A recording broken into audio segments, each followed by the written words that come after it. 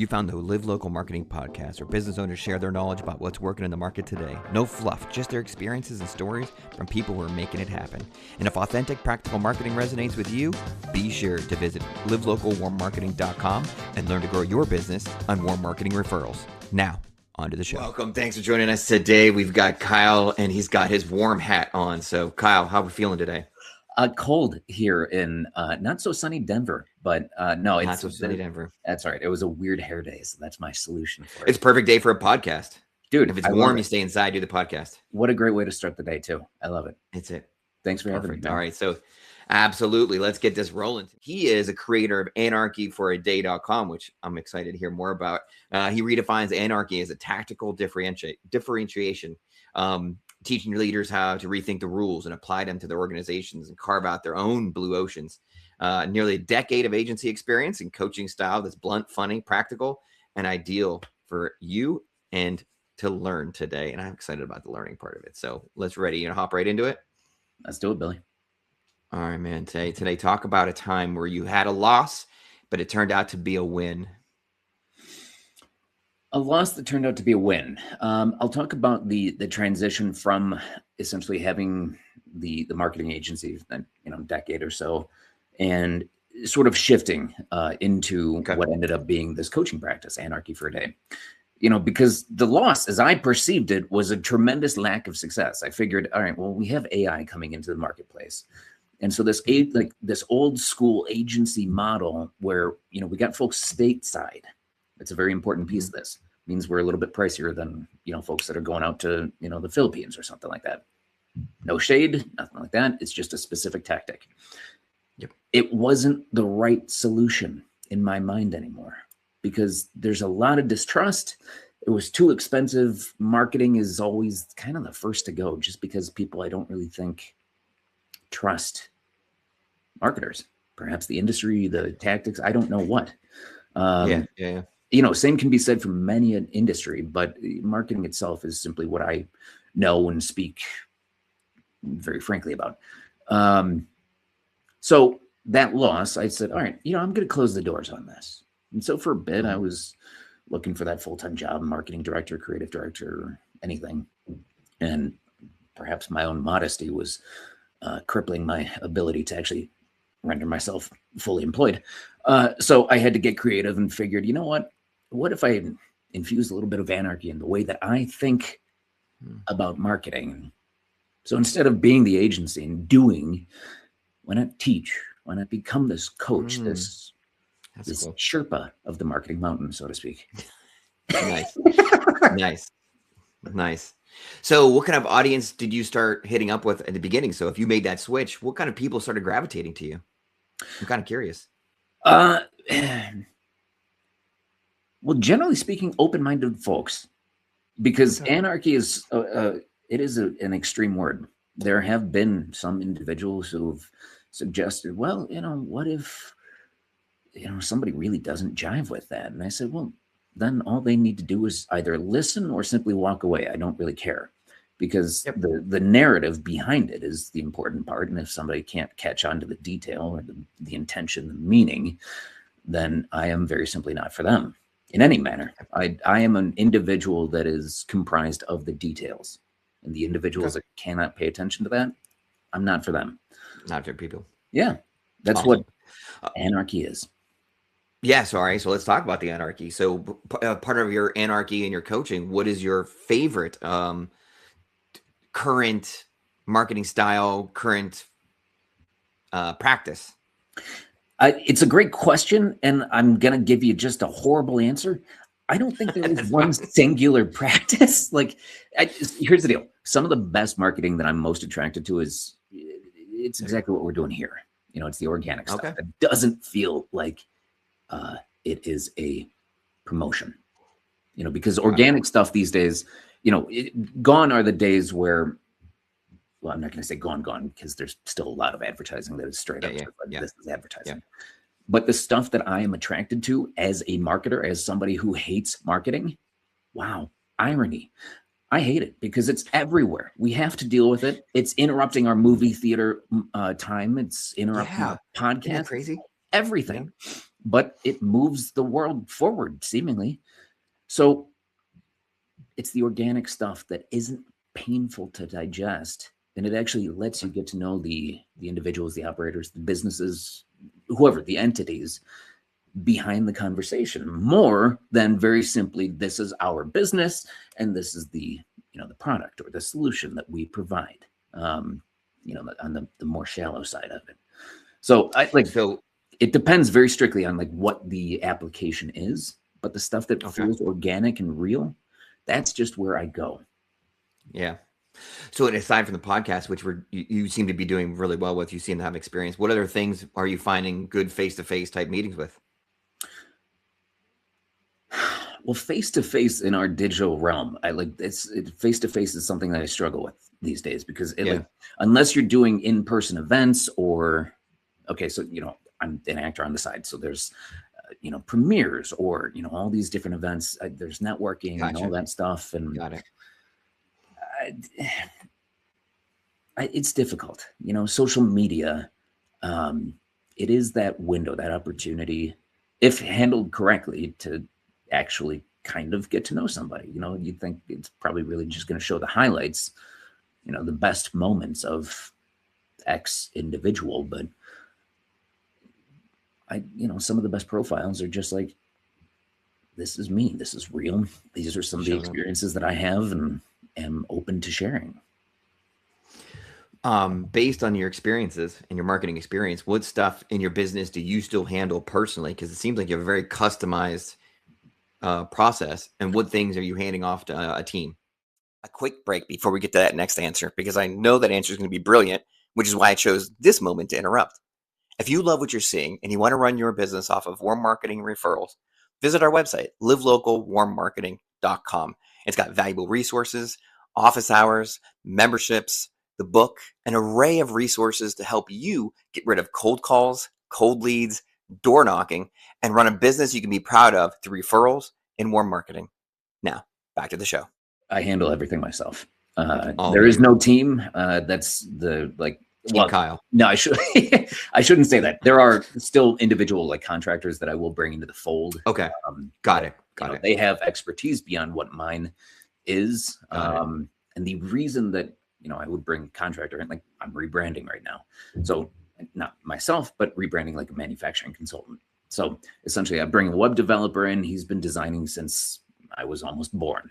And so that's a very, very prosperous career in, being the web expert. He's going to kill me for just talking about him as like a web designer, but in application for sake of quick conversation, that is how he slots in this case. The reason that myself, a marketing consultant, a, creative strategist, a rebranding storyteller would bring a web developer into the fold is because we can expedite certain processes that, heck, in Squarespace or where, whatever, people can go develop sites fully themselves or even have AI do it very loosely. But the reason is because I can essentially handle the brand, the storytelling, and craft those components. Yep. And in conjunction, he can build the web presence. So that dual, we have two processes running in conjunction, whereas previously there would be one after the other, a much slower process. So for sake of timing, that would be one of the chief reasons to bring others into the fold. Do you find yourself with your clients doing a lot of trying to get them to do more face-to-face type stuff? Or do you feel it out like a client has certain strengths and weaknesses? You seem to be pushing a lot of face-to-face. I like the experience. Is that how you find yourself with your clients? When you say face-to-face, what is it that you're suggesting? Like you talk a lot of meetings, you're saying a lot of events, those are the types of things you seem to be gravitating to.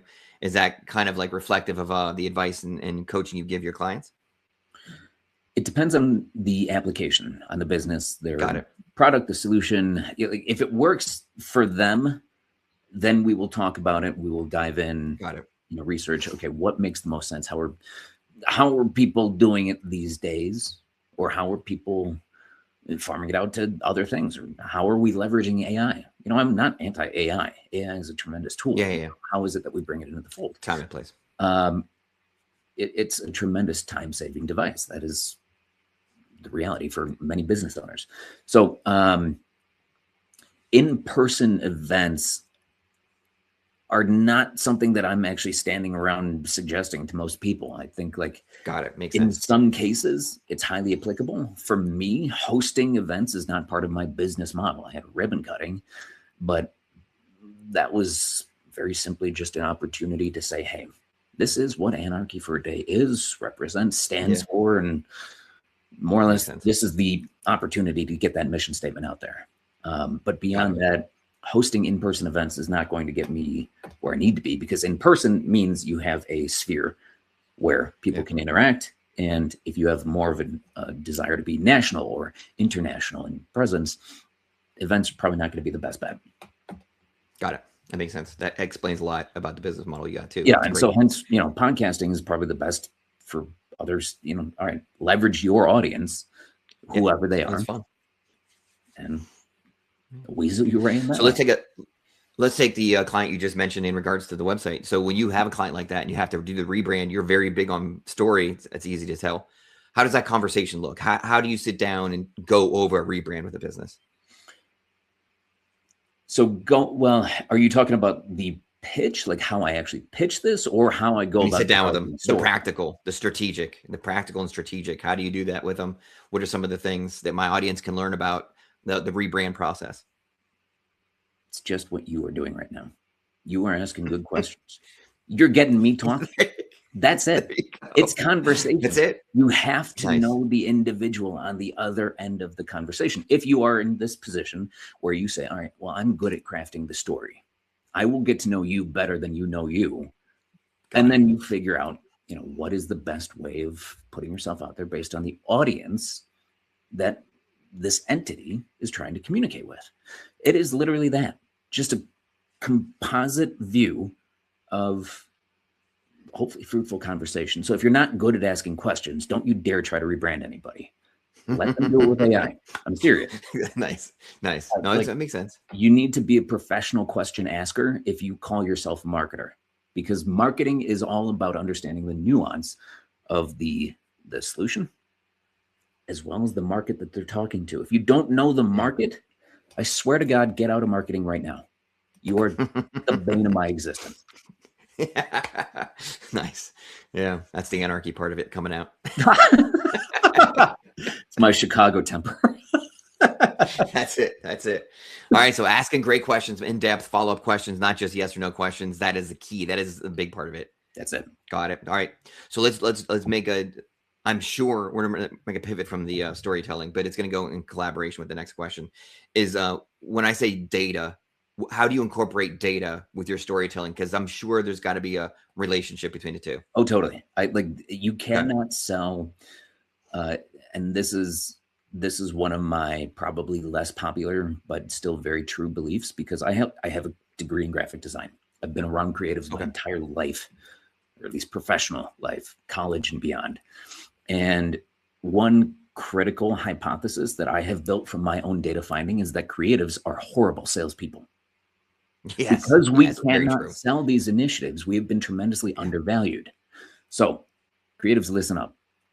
The way to sell your initiative is to back it up with, as Billy just said, data. How do you go find data? Go talk to people. Literally, go meet people. Go study these businesses, the other entities that are doing this thing. If you need to do it undercover and wear a cute little hat, go do it. Hide yourself. Hide your, inner desire, selfish as it may be. You have to go understand what people are doing, the kinds of clients they're serving, because all of these, conversation points become data points. Yes. And data is the way that people are deciding how to invest, what initiatives to put out to their marketplace.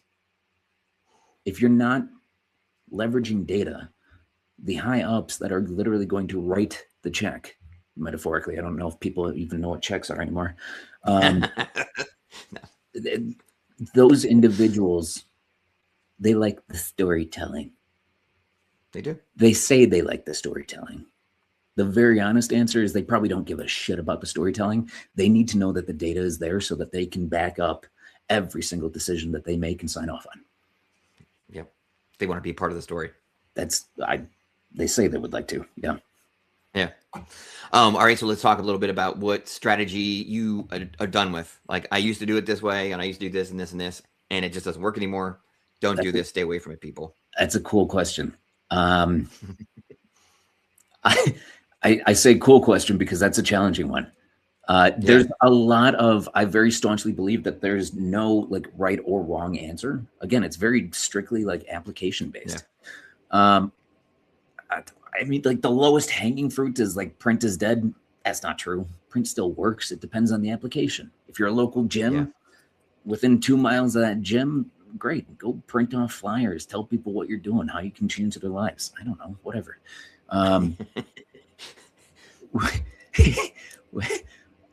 Heck, you can go,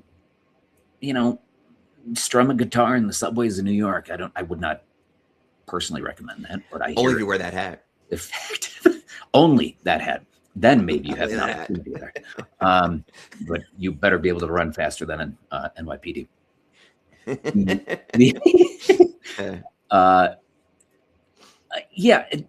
Again, it's a cool question. I wish I had a better answer. I don't know if there's any one thing that I would ever point to and say, like, I got to stop doing this. It really depends on the application and, the marketplace, the target market, the individuals that are going to be purchasing, individuals, businesses, whatever. Businesses operate, like, okay, what if they still got fax machines in the office? How do you account for that? I don't know. I'm not saying that's a tough one. Well, clear answer. Well, it seems like we're doing a little shift away from like the salesy, like it seems like salesy, sales breath type stuff that used to work back in 80s, 90s is shifting away, and people are becoming more educated as buyers on some level. Yes. Well, we have fantastic access to the world.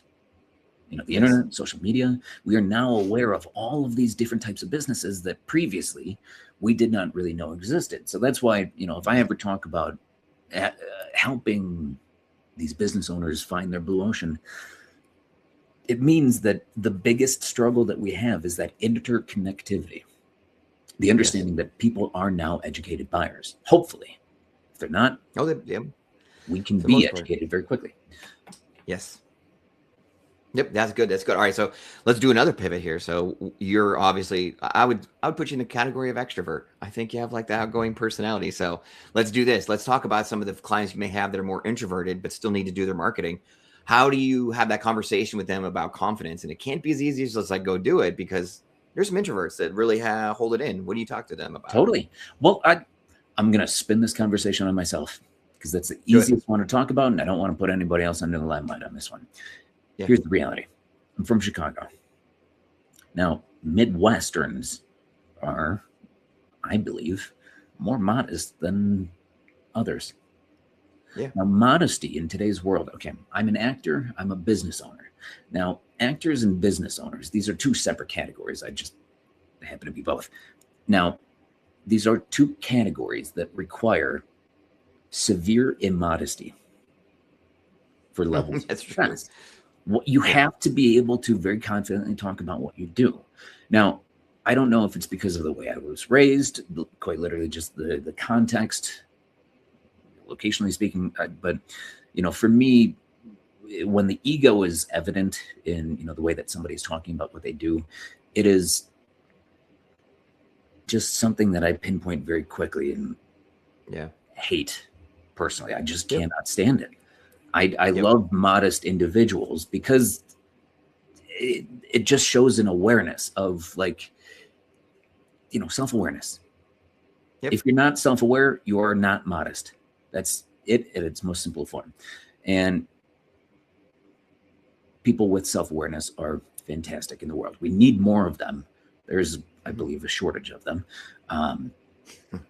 However, the reason I talk about any of this is because That whole modesty thing is not helping in anything that I undertake. So how is it that I stoke the healthy side of that ego? I'm not saying I have any answers, but it's very simply, as a self-aware individual, it's something that I need to work on. So perhaps the answer is I foster self-awareness in those who need to know, okay, well, if I'm going to succeed in a certain lane, I need to be aware of these different attributes.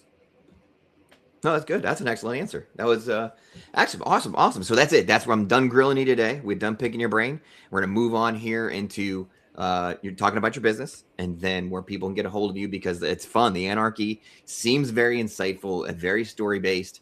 It seems like it's something that people get an opportunity to talk about their business, and you get a chance to help them reflect on where their strengths should be. So it seems like a pretty fun little business. So here you go. If you can get us the outro, talk about your business and where people can get a hold of you. Right on. Well, Billy, thank you for having me, man. This is absolutely. You're asking great questions. I love that. Thank you. Yeah. The gist of Anarchy for a Day. I'll sum it up with a brief story, a moment that I think illustrates the concept very nicely here. Okay, so think about Sophie. She wants to have a lemonade stand. And so she thinks about the other kiddos in the neighborhood who have done that, all of whom have put their lemonade stands outside their parents' house. So everybody that drives by that day becomes the customer or potential customer base for that respective lemonade stand. It's easy to look at what other people have done and think, okay, well, it worked for them. It can work for me. What's difficult is doing something a little bit differently. And so in this case, Sophie thinks, well, I could do that. Or very simply, I could set up the lemonade stand outside my dad's construction site. It's blazing hot. Those guys they're working. They're sweating. They got the dough. Chances are they probably want the lemonade too, come whatever break time they get. And so by doing so, she literally relocates her business in the epicenter of a very literally thirsty marketplace. And so that tiny bit of re-engineering, rethinking something, even in a very simple application, that to me is anarchy in practice. Anarchy, very simply, is just if everybody goes left, if everybody sets up their lemonade stands in front of their parents' house, well, how do I separate myself from that? How do I go right? That's neat. Yeah, that's cool. So that's it. It's a very simple application, but I think that tiny, tiny bit, because of the interconnectivity of the world, again, social media, internet, whatever, AI is pulling everything together too. So because of that, we need to be very conscious of what makes us innately unique. It's cool. We've lost the individual in a lot of ways because we now know all of us exist. So it's one of those things. It's like from the business component, you need to separate yourself from the other businesses because otherwise you're not going to have anything that they don't provide, and thus you have no value. Yep. I hate to put it that way, but that's good. One of the very real facts. In life, the individual is just crucial. We are in a very liminal space where AI is taking over the world. And again, I'm not anti-AI. If you've heard other podcasts I've been on, it's hard for me to speak terribly positively because of the significant job loss and uncertainty of many an industry. But broadly speaking, it's a tremendous tool that is on occasion terrifying. We'll leave it at that. But it's fair. Because of all of that, because the way that the world is wired, we need the individual. We need you, whoever it is that is listening to this podcast. I need you to be you. Please. That's what the world needs more of. Very simple. And that is perhaps, help that to blossom with a bit of anarchy. And anarchy is very simply just a point of leverage. Leverage whatever it is that you bring to the table that others don't, but leverage it very sparsely. In the right moments, anarchy applied that can separate you from others. And that separation could bring you whatever it is that you are looking for. Individually, in business, I don't quite know. It's up to the individual to apply it. But that's the very simple gist of it. It's a coaching practice. It's a mentality. It's, I don't know, it's a way of being. You know, don't disrespect, destroy, and cause complete and utter chaos. Don't do that. But, you know, be conscientious with it. Cool. How can people get a hold of you then? If you want to explore the brand, anarchyforaday.com, and that's FOR day.com.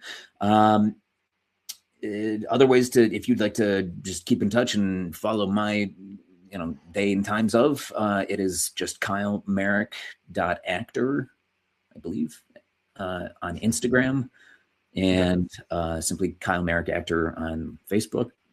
You know, I'm on there pretty darn frequently, and LinkedIn too. So, on LinkedIn. Cool. We'll put all those links in there to help you out as well.